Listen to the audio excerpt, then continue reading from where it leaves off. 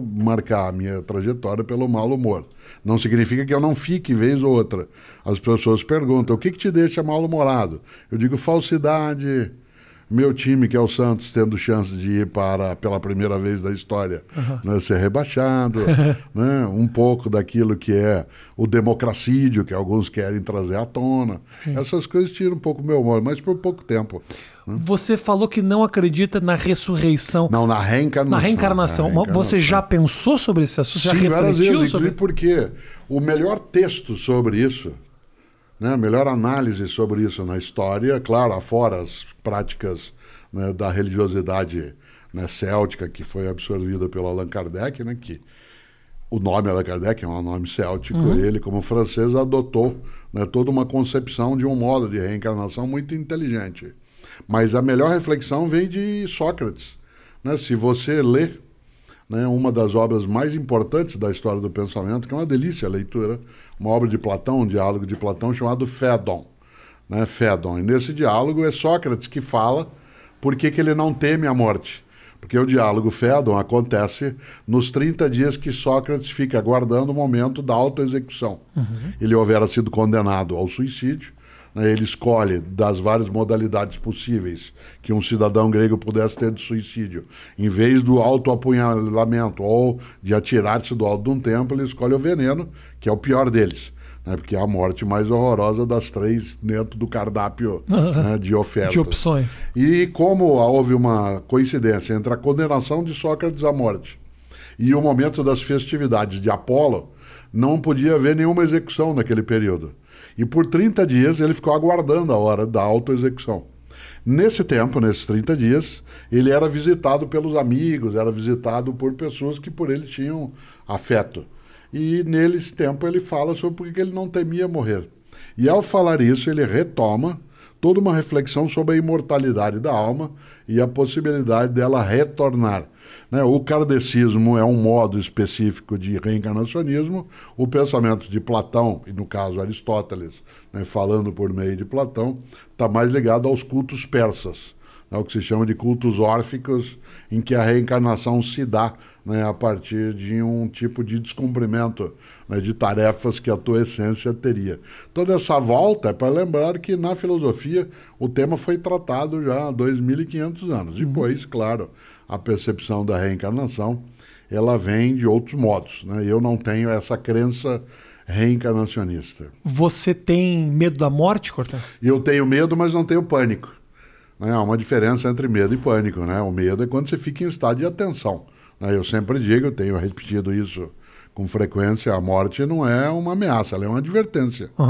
Ela diz, você mortal sendo, cuide-se para não desperdiçar aquilo que você tem, porque cessa. Sim, sim. E nesse sentido, o medo, sim, o medo é algo que é absolutamente importante, que se tenha de qualquer coisa. Eu tenho medo de cair, tenho medo, né, de perder a saúde. Medo de cair mesmo? Claro, eu operei o joelho direito, coloquei prótese, e portanto eu preciso, entre a última vez que conversamos e agora, eu estava um dia na Praia do Forte, Salvador, após uma palestra, estava com Cláudia, com quem eu sou casado, e ao final da palestra, para desestressar, a gente, como fazia vez ou outra, foi correr.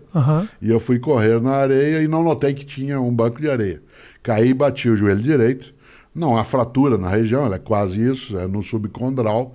Fiquei quase 1 ano de cadeira de rodas, trabalhando, viajando, fazendo o que tem que fazer. E hoje eu tenho que me cuidar, né? Isso significa que o medo é um estado de proteção. Uma pessoa que diz que não tem medo, né, ela está absolutamente desprotegida. Como eu digo sempre, o grande pecado de Aquiles foi achar que não tinha o calcanhar dele, né? E, portanto, ele pereceu exatamente nesse polo. Por isso a morte, ela não me assusta, não. O joelho, mas o joelho tá... Sim, esse sim, né? Eu recuperado agora? Sim. Fiquei um tempo de muleta, depois um tempo de bengala. O fato de eu ser da área de filosofia e ser um senhor de barba branca, a bengala deu um ar mais provecto, mais circunspecto. Sim, dá, né, uma credibilidade. Ofereceu, né, algumas vantagens, mas depois dela deixei, agora já faz. O período pandêmico, ele favoreceu muito minha recuperação. Porque como eu parei de viajar quase todos os dias de avião, parei de, né, estar em deslocamento contínuo, isso favoreceu. Agora, não é comparável, né, o medo de cair com o medo de se afogar, com o medo, né, de não ter êxito, com o medo né, de não ser correto, Aham. mas tudo isso sim. Por isso, quando você diz, tem medo da morte, eu digo, claro, né, seria estranho. Aí eu teria que ser alienado se eu não tivesse esse tipo de medo. Mas pânico não tenho, né, porque o pânico é aquilo que te coloca em estado de imobilidade. Né? Nesse sentido, sim, o medo está aí, eu não gostaria. Eu prefiro a clássica ideia do Woody Allen, eu não tenho medo de morrer, eu só não quero estar lá quando isso acontecer.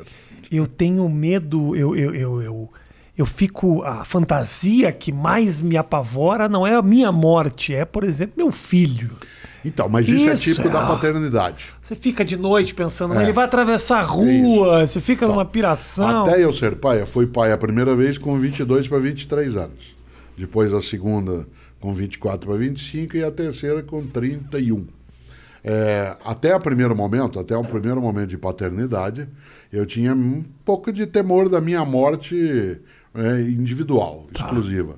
No momento em que eu tenho sobre outra pessoa a tarefa do cuidado, A e responsabilidade. essa tarefa do cuidado, ela é movida a um afeto imenso, porque é entendido como não outro de mim, mas uma forma desdobrada de uma possibilidade minha. Continuação, uma Evidentemente, continuação. Evidentemente que eu não conheço ninguém em sã consciência que após ter sido mãe ou pai, ou ter de cuidar de alguém, mesmo que não seja de geração biológica, não tenha entrado em estado de tensão, né, com essa situação. A frase, eu prefiro morrer no teu lugar, eu dou a minha vida, ela não é uma frase vazia. Ela tem um sentido expressivo. Agora, uma das coisas que nós temos de fazer é, Rafinha, formar as crianças para que elas lidem com a perda. Né? Nós não podemos fazer com as crianças aquilo que, de uma certa maneira, o mundo hoje digital, ele dá a ideia de que você pode ter ou uma second life, no sentido de usar uma expressão de um modo antigo dentro do mundo digital, e segundo, de que você pode resetar as coisas. Não. A mortalidade, ela é um fato, como diz a antiga frase, não é que a gente tem a vida curta, a morte é que é muito longa, a gente fica morto muito tempo. Né? Nesse sentido, uma criança ou um jovem, ele tem que ser preparado também para a perda. Um dos equívocos dos tempos mais recentes é que, em nome de poupar uma criança dela passar por algum tipo de desconforto psicológico, ela acaba sendo iludida em relação à vida. Então, de repente, autoestima é diferente de auto-engano. Induzir alguém a auto-engano é algo muito perigoso. Se eu quero que minha filha ou filho, como é o meu caso, ou filhos e filha, ou meus netos e netas, que eles sejam capazes de ter com a vida uma relação, né, muito mais persistente, eles têm sim de ser